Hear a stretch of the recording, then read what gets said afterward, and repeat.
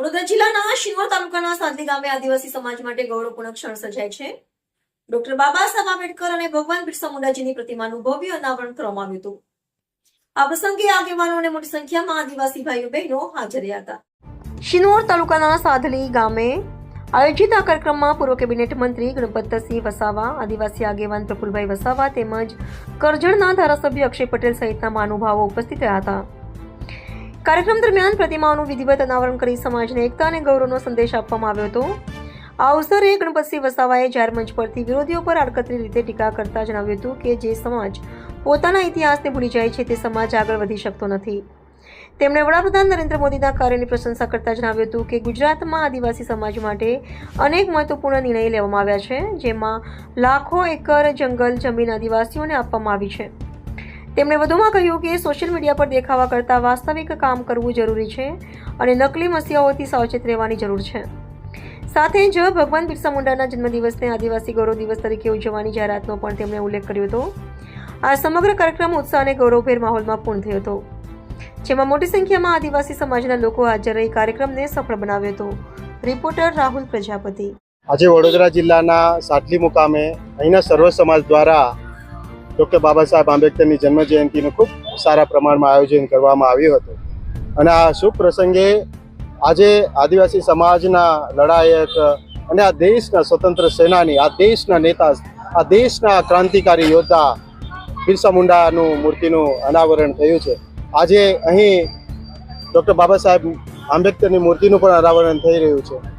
આ શુભ પ્રસંગે આજે આખા દેશના લોકોને અમે એ સંદેશો આપીએ છીએ કે જેમણે આ દેશની અંદર જળ જમીન જંગલ બચાવવા માટે અને આ દેશની અંદર સ્વતંત્રતા અને સમાનતા આવે એના માટે જેમણે પણ યોગદાન આપ્યું છે, આદિવાસી સમાજના હોય, એસી સમાજના હોય અને તમામ સમાજના જે કંઈ બી યોદ્ધાઓ છે એ યોદ્ધાઓને યાદ કરીને એમના માર્ગે ચાલીએ અને આ દેશના હાલના તમામ સમૂહ, એ તમામ સમુદાય જે છે સૌના વિકાસ થકી તમામ લોકો સુધી પહોંચીને તમામના બંધારણીય અધિકારોનું જતન થાય અને તમામ છેવાડાના લોકોનો વિકાસ થાય, એ સંદેશા સાથે આજે સાદલી મુકામે બિરસા મુંડાનું મૂર્તિનું અનાવરણ થયું છે. એ શુભ પ્રસંગે તમામ આ પંથકના તમામ લોકોને અમે હાર્દિક શુભકામના અમે પાઠવીએ છીએ. ડૉક્ટર પ્રફુલ વસાવા. અત્યારે સાહેબ આજે સર્કલનું નામ શું આપવામાં આવે છે? બિરસા મુંડા સર્કલ. આજે આ સર્કલને નામ સાદલી સર્કલને નામ આપવામાં આવ્યું છે. અને આ શુભ પ્રસંગે અહીંના ધારાસભ્ય અક્ષયભાઈ પટેલ અને પૂર્વ કેબિનેટ મંત્રી ગણપતભાઈ વસાવાના શુભ હસ્તે આ સર્કલને ઉપનામ આપવામાં આવ્યું છે.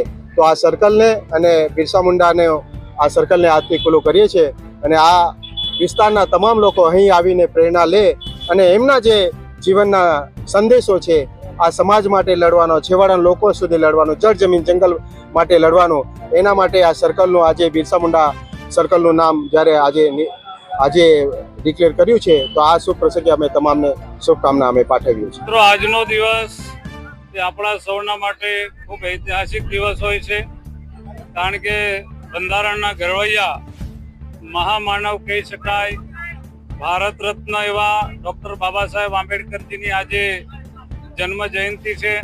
તો સૌથી પહેલાં તો ડૉક્ટર બાબા સાહેબ આંબેડકરજીના ચરણોમાં હું વંદન કરું છું. અને આજે વડોદરા જિલ્લાનું સાદલી ગામે આદિવાસી સમાજ જેને ભગવાન માને છે, આદિવાસી સમાજ જેને પોતાનો આદર્શ માને છે, એવા ભગવાન બિરસા મુંડાજીનું આજે સ્ટેચ્યુનો અહીંયા અનાવરણનો કાર્યક્રમ હતો.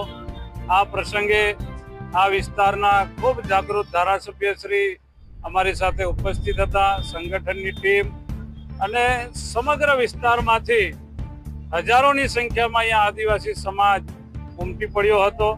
અને જે પ્રકારે ભગવાન બિરસા મુંડાજીએ માત્ર 25 વર્ષની ઉંમરમાં દેશદાજ, રાષ્ટ્રપ્રેમ અને દેશપ્રેમ માટે કામ કરતા કરતા આ દેશને આઝાદી અપાવવા માટે જે પ્રકારની લડાઈઓ લડ્યા, આદિવાસી સમાજને વ્યસનોમાંથી મુક્ત કર્યો અને 25 વર્ષની ઉંમરમાં તેઓ ભર યુવાનીમાં શહીદ થયા, એવા સ્વતંત્ર સેનાની ભગવાન બિરસા મુંડાજીનું આજે સ્ટેચ્યુનું અનાવરણ થયું છે.